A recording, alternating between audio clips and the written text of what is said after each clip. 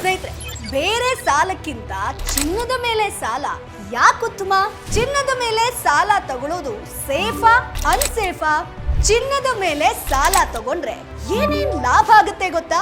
Gold loan ಅನ್ನ ತಗೊಂಡ ಮೇಲೆ ಅದನ್ನ ಯಾವ ರೀತಿಯಾಗಿ ಬಳಕೆ ಮಾಡಬೇಕು? ಚಿನ್ನದ ಮೇಲೆ ಸಾಲ ಯಾಕೆ ಉತ್ತಮ ಅಂತ ಗೊತ್ತಾಗ್ಬೇಕಾ? ಈ ವಿಡಿಯೋವನ್ನ ಕೊನೆ ತನಕ ಮಿಸ್ ಮಾಡದೆ ನೋಡಿ, ನಿಮಗೆ ಉತ್ತರ ಸಿಗುತ್ತೆ. ಹಾಯ್ ಹಲೋ ನಮಸ್ಕಾರ, welcome to Boss Wala YouTube channel. ನಾನು ಚೈತ್ರ. ಸ್ನೇಹಿತರೆ, ಚಿನ್ನ ಒಳ್ಳೆ ಕಾಲಕ್ಕೆ ಬೆಸ್ಟ್ ಹೂಡಿಕೆ ಆಪ್ಷನ್ ಅಂತ ಕೂಡ ಹೇಳ್ತಾರೆ. ಒಳ್ಳೆ ರಿಟರ್ನ್ ಸಿಗುತ್ತೆ ಅಂತ. ಅದರ ಜೊತೆಗೆ ಕೆಟ್ಟ ಸಮಯ ಬಂತು ಅಂತಂದ್ರೆ, ಆರ್ಥಿಕವಾಗಿ ನಮ್ಗೇನಾದ್ರೂ ಸಮಸ್ಯೆ ಆಯ್ತು ಅಂತಂದ್ರೂ ಕೂಡ ಚಿನ್ನ ಒಂದ್ ರೀತಿಯಾಗಿ ಬೆಸ್ಟ್ ಆಪ್ಷನ್ ಅಂತ ಹೇಳ್ತಾರೆ. ಯಾಕಂತಂದ್ರೆ ಸಂಕಟ ಬಂದಾಗ ವೆಂಕಟರಮಣ ಅನ್ನೋ ತರ ನಮ್ಗೇನಾದ್ರೂ ಫಿನಾನ್ಷಿಯಲಿ ಪ್ರಾಬ್ಲಮ್ ಆಯ್ತು ಅಂತಂದ್ರೆ ನಾವ್ ಏನ್ ಮಾಡ್ತೀವಿ ಹೇಳಿ? ಸಾಕಷ್ಟು ಒಂದು ಕ್ರೆಡಿಟ್ ಕಾರ್ಡ್ ಆಗಿರ್ಬೋದು, ಹೋಮ್ ಲೋನ್ ಆಗಿರ್ಬೋದು, ಕಾರ್ ಲೋನ್ ಆಗಿರ್ಬೋದು, ಪರ್ಸನಲ್ ಲೋನ್, ಹೀಗೆ ಬೇರೆ ಬೇರೆ ರೀತಿಯಾದಂತಹ ಲೋನ್ಗಳನ್ನ ಮಾಡ್ತೀವಿ. ಅದರ ಜೊತೆಗೆ ಚಿನ್ನದ ಸಾಲ, ಗೋಲ್ಡ್ ಲೋನ್ ಕೂಡ ಒಂದು. ಸ್ನೇಹಿತರೆ, ಹಾಗಾದ್ರೆ ನಿಮ್ಗೊಂದು ಗೊಂದಲ ಬರ್ಬೋದು. ಈಗ ಬೇರೆ ಬೇರೆ ರೀತಿಯಾದಂತ ಲೋನ್ ಇದೆ. ಸೊ ಬೇರೆ ಲೋನ್ಗೂ ಚಿನ್ನದ ಮೇಲೆ ಸಾಲ ತಗೊಂಡ್ರೆ ಏನು ಬೆಸ್ಟ್? ಚಿನ್ನದ ಸಾಲ ಉತ್ತಮನ ಇಲ್ವಾ ಅನ್ನುವಂಥದ್ದು, ಅದರಿಂದ ಆಗುವಂತ ಲಾಭ ಏನು ಅನ್ನೋದ್ರ ಬಗ್ಗೆ ಕ್ವಿಕ್ ಆಗಿ ಈ ವಿಡಿಯೋದಲ್ಲಿ ನಾನು ನಿಮಗೆ ತಿಳಿಸ್ಕೊಡ್ತೀನಿ. ಹಾಗಾಗಿ ವಿಡಿಯೋವನ್ನ ಕೊನೆ ತನಕ ಮಿಸ್ ಮಾಡದೆ ನೋಡಿ. ಸೊ ಸ್ನೇಹಿತರೆ, ಚಿನ್ನದ ಸಾಲ ನಾವು ತಗೋಬೇಕಾ ಬೇಡವಾ ಅನ್ನೋದನ್ನ ನೆಕ್ಸ್ಟ್ ಹೇಳ್ತೀನಿ. ಅದಕ್ಕಿಂತ ಮುಂಚೆ ಗೋಲ್ಡ್ ಲೋನ್ ಅಂದ್ರೆ ಏನು ಅನ್ನೋದನ್ನ ನೋಡ್ತಾ ಹೋಗೋಣ. ಏನಿಲ್ಲ, ಸಿಂಪಲ್. ಸೊ ನಿಮ್ಮ ಹತ್ರ ಇರುವಂತ ಆರ್ನಮೆಂಟ್ಸ್, ಚೈನ್ ಆಗಿರ್ಬೋದು, ಬಳೆ ಆಗಿರ್ಬೋದು, ಏನೇ ಇದ್ರು ಗೋಲ್ಡ್ ಆಗಿದ್ರೆ ಆಯ್ತು. ಅದಾದ್ಮೇಲೆ ಗೋಲ್ಡ್ ಕಾಯಿನ್ಸ್ ಆಗಿರ್ಬೋದು, ಇವನ್ನ ನೀವು ಬ್ಯಾಂಕ್ ಅಲ್ಲಿ ಕೊಲ್ಯಾಟ್ರಲ್ ಆಗಿ ಇಡುವಂಥದ್ದು, ಅಡಮಾನ ಇಡುವಂಥದ್ದು ಸ್ನೇಹಿತರೆ. ಸೊ ಇಲ್ಲಿ ನಿಮಗೆ ಇದು ಸೆಕ್ಯೂರ್ಡ್ ಲೋನ್ ಆಗಿರುತ್ತೆ. ಸೊ ಇಲ್ಲಿ ನಿಮಗೆ ನೀವು ಚಿನ್ನವನ್ನ ಮಾರ್ಬಿಡುವಂತ ಪರಿಸ್ಥಿತಿ ಬರಲ್ಲ. ಚಿನ್ನ ನಿಮ್ಮದೇ ಆಗಿರುತ್ತೆ. ಜಸ್ಟ್ ನೀವು ಚಿನ್ನವನ್ನ ಅಡಮಾನವಾಗಿ ಇಡ್ತೀರಾ, ಅಡ ಇಡ್ತೀರಾ, ನೀವು ಹಣವನ್ನ ತಗೋತೀರಾ. ಸೊ ಅದಕ್ಕೆ ಗೋಲ್ಡ್ ಲೋನ್ ಅಂತ ಅನ್ನುವಂಥದ್ದು. ಸೊ ಹಾಗಾಗಿ ಇದು ಸೆಕ್ಯೂರ್ಡ್ ಆಗಿರುತ್ತೆ. ಸೊ ಬೇರೆ ಸಾಲಕ್ಕಿಂತ ಚಿನ್ನ ಯಾಕೆ ಬೆಸ್ಟ್ ಅನ್ನೋದನ್ನ ನೋಡ್ತಾ ಹೋಗೋಣ. ಸೊ ಮೊದಲನೇದಾಗಿ ಫಸ್ಟ್ ಪಾಯಿಂಟ್ ಅನ್ನುವಂಥದ್ದು, ಇಲ್ಲಿ ನಿಮಗೆ ಕಡಿಮೆ ಬಡ್ಡಿ ದರದಲ್ಲಿ ಗೋಲ್ಡ್ ಲೋನ್ ಸಿಗುವಂಥದ್ದು. ಅಂದ್ರೆ ಈಗ ಫಾರ್ ಎಕ್ಸಾಂಪಲ್ ನೀವು ಪರ್ಸನಲ್ ಲೋನ್ ಅನ್ನ ತಗೋತೀರಾ ಅಂತ ಅನ್ಕೊಳ್ಳಿ. ಅಲ್ಲಿ ನಿಮಗೆ 15ರಿಂದ 24% ವರೆಗೆ ಬಡ್ಡಿ ದರ ಇರುತ್ತೆ. ಇದು ಆವ್ರೇಜ್ ಆಗಿ ನಾನು ಹೇಳ್ತಾ ಇರುವಂಥದ್ದು. ಅದು 17 ಆದ್ರೂ ಆಗ್ಬೋದು ಅಥವಾ 20% ಆದ್ರೂ ಆಗ್ಬೋದು. ಬಟ್ ಈ ರೀತಿಯಾದಂಥ ಒಂದು ಆವ್ರೇಜ್ ಆಗಿ ಬಡ್ಡಿ ದರ ಇದ್ದೇ ಇರುತ್ತೆ. ಅದೇ ನಿಮಗೆ ಗೋಲ್ಡ್ ಲೋನ್ ಅಂತ ಬಂದಾಗ 7%ಇಂದ 12% ವರೆಗೂ ಕೂಡ ಇರುತ್ತೆ. ಇಲ್ಲೂ ಕೂಡ ಅದು ಬೇರೇನೂ ಆಗಬಹುದು ಅಥವಾ ಕಡಿಮೆ ಕೂಡ ಬಡ್ಡಿ ದರ ಇರ್ಬೋದು ಸ್ನೇಹಿತರೆ. ಆದರೆ ನಿಮಗೆ ಪರ್ಸನಲ್ ಲೋನ್ ಆಗಿರ್ಬೋದು, ಗೋಲ್ಡ್ ಲೋನ್ಗೆ ಕಂಪೇರ್ ಮಾಡಿದ್ರೆ ಕಡಿಮೆ ಬಡ್ಡಿ ದರದಲ್ಲಿ ನಿಮಗೆ ಗೋಲ್ಡ್ ಲೋನ್ ಸಿಗುತ್ತೆ ಸ್ನೇಹಿತರೆ. ಹಾಗಾಗಿ ಇಲ್ಲಿ ನಿಮಗೆ ಸಾಲದ ಭಾರ ಕೂಡ ಕಡಿಮೆ ಆಗುತ್ತೆ. ಅಂದರೆ ನೀವು ಬೇಗ ಮರುಪಾವತಿ ಮಾಡ್ಬೋದು. ಅದರ ಜೊತೆಗೆ ಇಲ್ಲಿ ಹಣವನ್ನು ಕೂಡ ನೀವು ಉಳಿತಾಯ ಮಾಡ್ಬೋದು. ಅಂದರೆ ಬಡ್ಡಿ ದರವನ್ನು ಕಡಿಮೆ ಕಟ್ಟಬೇಕಾಗುತ್ತೆ. ಸೊ ನೀವು ಲಾಂಗ್ ಟರ್ಮ್ ಇಟ್ಕೊಳ್ಬೇಕಾಗಿಲ್ಲ. ಆ ಲಾಂಗ್ ಟರ್ಮ್ಗೆ ಏನು ಬಡ್ಡಿ ದರ ಇರುತ್ತೋ ಅದು ಇಲ್ಲಿ ಉಳಿತಾಯ ಆಗುತ್ತೆ. ಸೊ ಉಳಿತಾಯ ಆಯಿತು ಅಂತಂದ್ರೆ ನಿಮಗೆ ಸೇವಿಂಗ್ ಆದಂತೆ ಅಂತಾನೆ ಹೇಳ್ಬೋದು. ಸೊ ಹಾಗಾಗಿ ಮೊದಲನೇದಾಗಿ ನಿಮಗೆ ಕಡಿಮೆ ಬಡ್ಡಿ ದರದಲ್ಲಿ ಸಿಗುವಂಥದ್ದು.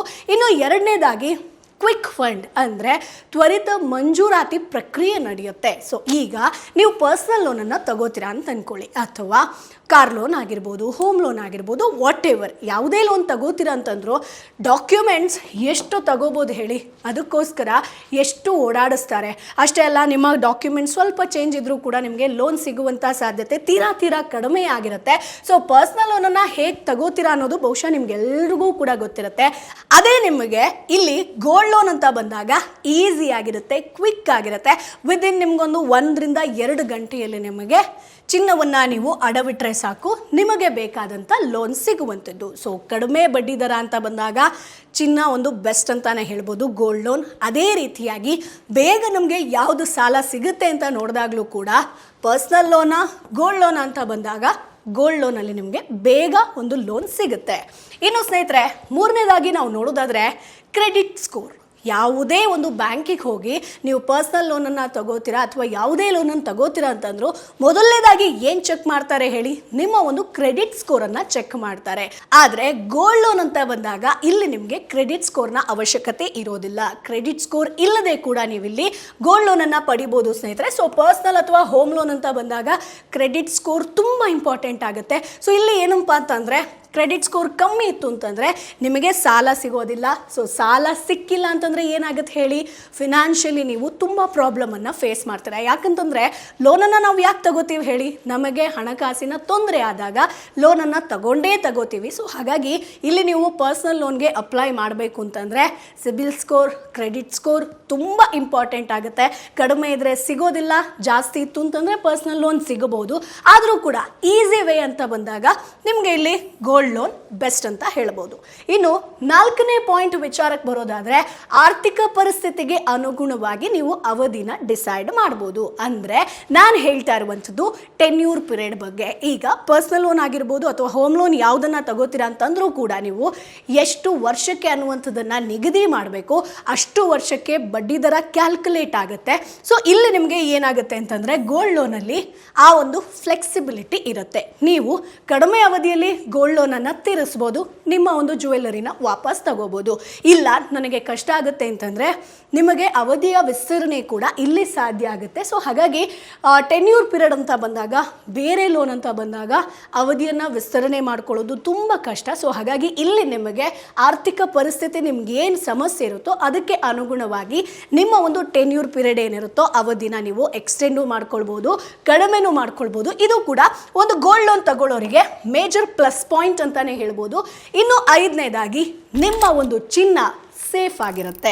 ಹೌದು, ಸೊ ಈಗ ನಿಮ್ಮ ಒಂದು ಆಸ್ತಿಯನ್ನು ನೀವು, ಈಗ ನಮಗೆ ದುಡ್ಡು ಅಂತ ಬಂದಾಗ ಅಥವಾ ಯಾವುದೇ ಒಂದು ಫಿನಾನ್ಸ್ ವಿಚಾರಕ್ಕೆ ಬಂದಾಗ ಗೋಲ್ಡ್ ಯಾವತ್ತಿದ್ರೂ ಕೂಡ ಆಸ್ತಿನೇ ಸ್ನೇಹಿತರೆ. ಸೊ ಗೋಲ್ಡ್ ನಾವು ಎಷ್ಟು ಸೇವಿಂಗ್ಸನ್ನು ಮಾಡ್ತಾ ಹೋಗ್ತೀವೋ, ಎಷ್ಟು ಹೂಡಿಕೆಯನ್ನು ಮಾಡ್ತಾ ಹೋಗ್ತೀವೋ ಅಷ್ಟು ನಮ್ಮ ಒಂದು ಆರ್ಥಿಕ ಪರಿಸ್ಥಿತಿ ಸುಧಾರಿಸ್ತಾ ಹೋಗುತ್ತೆ. ಸೊ ನೀವು ಇನ್ ಕೇಸ್ ಗೋಲ್ಡ್ ಲೋನನ್ನು ಪರ್ಚೇಸ್ ಮಾಡ್ತೀರಿ ಅಂತಂದರೆ ನಿಮ್ಮ ಒಂದು ಚಿನ್ನ, ಏನೇ ಜ್ಯುವೆಲ್ಲರಿ ಇಟ್ಟಿದ್ರೂ ಕೂಡ ಅಥವಾ ಏನೇ ಗೋಲ್ಡ್ ಕಾಯಿನ್ ಇಟ್ಟಿದ್ರೂ ಕೂಡ ಎಲ್ಲವೂ ಕೂಡ ಸೇಫ್ ಆಗಿರುತ್ತೆ. ಸೊ ನಿಮ್ಮದೇ ಚಿನ್ನ ಆಗಿರುತ್ತೆ. ನೀವು ಜಸ್ಟ್ ಬ್ಯಾಂಕಿಗೆ ಅಡಮಾನದ ರೂಪದಲ್ಲಿ ಅಡವಾಗಿ ಇಡಬೇಕು, ಬಿಟ್ಟರೆ ಅದು ನಿಮ್ಮದೇ ಚಿನ್ನ ಆಗಿರುತ್ತೆ, ನಿಮ್ಮದೇ ಹೆಸರಿನಲ್ಲಿರುತ್ತೆ. ಸೊ ಸಾಲ ಮುಗಿದ ಮೇಲೆ ನಿಮ್ಮ ಒಂದು ಚಿನ್ನವನ್ನು ನೀವು ರಿಟರ್ನ್ ಪಡ್ಕೊಳ್ಬೋದು. ಸೊ ಹಾಗಾಗಿ ನಿಮ್ಮ ಒಂದು ಚಿನ್ನ, ಆಸ್ತಿ ಏನಿರುತ್ತೋ ಅದು ಸುರಕ್ಷತೆಯಾಗಿರುತ್ತೆ. ನೀವು ಗೋಲ್ಡ್ ಲೋನನ್ನು ಮಾಡ್ಕೊಂಡ್ರಿ ಅಂತಂದರೆ, ಸಮಸ್ಯೆ ಆಯಿತು ಅಂತಂದರೆ ಗೋಲ್ಡ್ ಲೋನನ್ನು ತಗೊಂಡ್ಬಿಡೋದು ಅಂತ ಹೇಳ್ತಾ ಇಲ್ಲ. ಸೊ ನಿಮಗೆ ಆರ್ಥಿಕ ಪರಿಸ್ಥಿತಿ ಬಂತು, ಎಮರ್ಜೆನ್ಸಿ ನಿಮಗೆ ಏನೋ ಒಂದು ಹಣಕಾಸಿನ ಒಂದು ತೊಂದರೆ ಆಯಿತು, ಹಣಕಾಸು ಬೇಕೇ ಬೇಕು ಅಂತಂದರೆ ನೀವು ಗೋಲ್ಡ್ ಲೋನನ್ನು ಯೋಚನೆ ಮಾಡ್ಬೋದು. ಬೇರೆ ಲೋನ್ಗೆ ಕಂಪೇರ್ ಮಾಡಿದ್ರೆ ಓಕೆ, ಗೋಲ್ಡ್ ಲೋನನ್ನು ನಾನು ತಗೋಬೋದು, ಇದರಿಂದ ಇಷ್ಟಿಷ್ಟು ಬೆನಿಫಿಟ್ ಅಂತ ನೀವು ಯೋಚನೆ ಮಾಡ್ಕೊಳ್ಬೇಕಾಗತ್ತೆ. ಇನ್ನು before going for gold loan ಒಂದಷ್ಟು ವಿಚಾರವನ್ನು ನೀವು ಗಮನದಲ್ಲಿ ಇಟ್ಕೊಳ್ಬೇಕಾಗತ್ತೆ. ಅದೇನಪ್ಪ ಅಂತಂದರೆ, ಸೊ ಚಿನ್ನದ ಮೌಲ್ಯದ 70ರಿಂದ 80% ಮಾತ್ರ ನಿಮಗೆ ಸಾಲವನ್ನು ನೀಡುವಂಥದ್ದು. ಇದು ಮೇಜರ್ ಆಗಿ ನೀವು ನೆನಪು ಮಾಡ್ಕೊಳ್ಬೇಕು. 100% ನಿಮಗೆ ಸಿಗೋದಿಲ್ಲ. ಸೊ ಹಾಗಾಗಿ 70 to 80% ಅಷ್ಟೇ ಸಿಗುವಂಥದ್ದು. ಸೊ ಹಾಗಾಗಿ ಇಲ್ಲಿ ನೀವು ಏನು ಮಾಡಬೇಕು ಅಂತಂದರೆ ಬ್ಯಾಕಪ್ ಹಣವನ್ನು ನೀವು ರೆಡಿ ಮಾಡಿ ಇಟ್ಕೊಳ್ಳೇಬೇಕಾಗತ್ತೆ. ಫಾರ್ ಎಕ್ಸಾಂಪಲ್ ನಿಮಗೊಂದು 5 ಲಕ್ಷ ಸಾಲ ಬೇಕು ಅಂತಂದರೆ 5 ಲಕ್ಷನೂ ನಿಮಗೆ ಗೋಲ್ಡ್ ಲೋನಲ್ಲಿ ಸಿಗುತ್ತೆ ಅನ್ನುವಂಥದ್ದಿಲ್ಲ. ಸೊ ಹಾಗಾಗಿ ನೀವು 1ರಿಂದ 2 ಲಕ್ಷ ನೀವು ಬ್ಯಾಕಪ್ ಹಣವನ್ನು ಇಟ್ಕೊಳ್ಳೇಬೇಕಾಗತ್ತೆ ಗೋಲ್ಡ್ ಲೋನ್ಗೆ ನೀವು ಅಪ್ಲೈ ಮಾಡ್ತೀರಿ ಅಂತಂದರೆ. ಜೊತೆಗೆ ಲೇಟಾಗಿ ನೀವು ಸಾಲವನ್ನು ಮರುಪಾವತಿ ಮಾಡಿದ್ರಿ ಅಂತಂದರೆ ನಿಮಗೆ ಪೆನಾಲ್ಟಿ ಚಾರ್ಜಸ್ ಕೂಡ ಇರುತ್ತೆ ಸ್ನೇಹಿತರೆ. ಮತ್ತೆ ನೀವು ಸಾಕಷ್ಟು ಬಾರಿ ಸಾಲವನ್ನು ಮರುಪಾವತಿ ಮಾಡಿಲ್ಲ, ತಿಂಗಳ ಕಟ್ಟಿಲ್ಲ ಅಂತಂದರೆ ನಿಮ್ಮ ಚಿನ್ನವನ್ನು ಬ್ಯಾಂಕ್ ವಶಪಡಿಸ್ಕೊಳ್ಬೋದು. ಸೊ ನಿಮ್ಮ ಚಿನ್ನ ನಿಮಗೆ ರಿಟರ್ನ್ ಆಗಿ ಸಿಗದೇ ಇರ್ಬೋದು. ಸಿಗಬೇಕು ಅಂತಂದರೆ ನೀವು ಏನು ಮಾಡಬೇಕು ಅಂತಂದರೆ ತಿಂಗಳ ಬ್ಯಾಂಕಿಗೆ ಏನು ಕಟ್ಟಬೇಕೋ ಅದನ್ನು ಕಟ್ತಾ ಬಂದರೆ ನಿಮ್ಮ ಚಿನ್ನ ಸೇಫ್ ಆಗಿರುತ್ತೆ. ಸೊ ಹಾಗಾಗಿ ಮೊದಲನೇದಾಗಿ ನೀವು ಪೆನಾಲ್ಟಿ ಬಗ್ಗೆ ಯೋಚನೆ ಮಾಡಬೇಕು.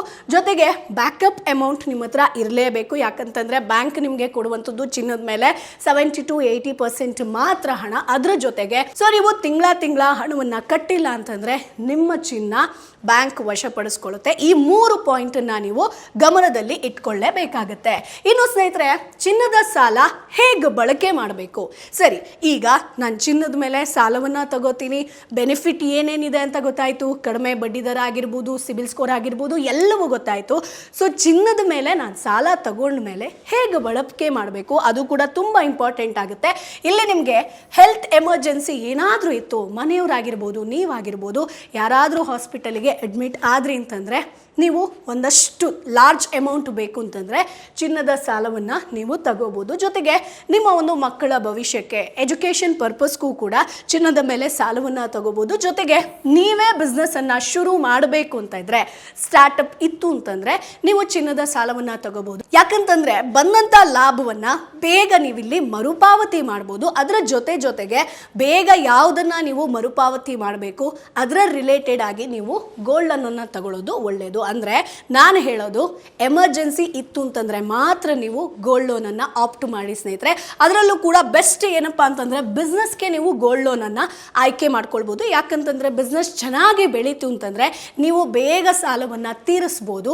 ಸೊ ಲಾಂಗ್ ಟರ್ಮ್ ಏನಿರುತ್ತೋ ಅದಕ್ಕೆ ಗೋಲ್ಡ್ ಲೋನನ್ನು ತಗೊಳ್ಳೋದಕ್ಕೆ ಹೋಗಬೇಡಿ. ಯಾಕಂತಂದರೆ ಬಡ್ಡಿ ದರ ಏರಿಕೆ ಆಗುವಂಥ ಸಾಧ್ಯತೆ ಕೂಡ ಇರುತ್ತೆ.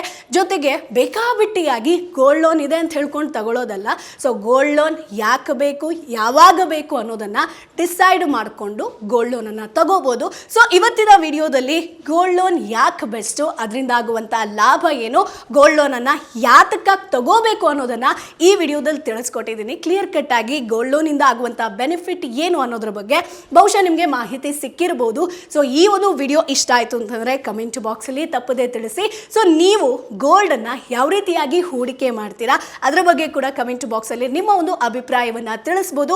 ಇನ್ನು ನಿಮ್ಮದೇ ಆದಂಥ ಬಿಸ್ನೆಸ್ಸನ್ನು ಶುರು ಮಾಡಬೇಕು, ಹಣಕಾಸಿನ ವಿಚಾರದ ಬಗ್ಗೆ ಅಂದರೆ ವೈಯಕ್ತಿಕ ಹಣಕಾಸಿನ ಬಗ್ಗೆ ನಾನು ಕೂಡ ತಿಳ್ಕೊಳ್ಬೇಕು ಅಂತ ಇದ್ದರೆ ಈಗಲೇ ಬಾಸ್ವಾಲಾ ಆ್ಯಪ್ನ ಡೌನ್ಲೋಡ್ ಮಾಡಿ. ಇಲ್ಲಿ 500ಕ್ಕೂ ಹೆಚ್ಚು ಕೋರ್ಸ್ಗಳು ಇದೀಗ ಕೇವಲ 999 ರೂಪಾಯಿಗೆ 1 ವರ್ಷ ನೀವು ಆಕ್ಸೆಸ್ಸನ್ನು ಪಡಿಬೋದು. ಜೊತೆಗೆ ನಮ್ಮ ಒಂದು ಚಾನಲ್ನ ಬಯೋದಲ್ಲಿ ಲಿಂಕ್ ಇದೆ, ಅದನ್ನು ಕ್ಲಿಕ್ ಮಾಡಿದ್ರೆ ಬಾಸ್ವಾಲಾ ಆ್ಯಪ್ ಡೌನ್ಲೋಡ್ ಆಗುತ್ತೆ. ಸೊ ಮುಂದಿನ ಎಪಿಸೋಡಲ್ಲಿ ಮತ್ತಷ್ಟು ಮಾಹಿತಿ ಜೊತೆ ನಾನು ನಿಮ್ಮ ಮುಂದೆ ಹಾಜರಿರ್ತೀನಿ. ಅಲ್ಲಿವರೆಗೂ bye bye. Bosswala. Be the boss.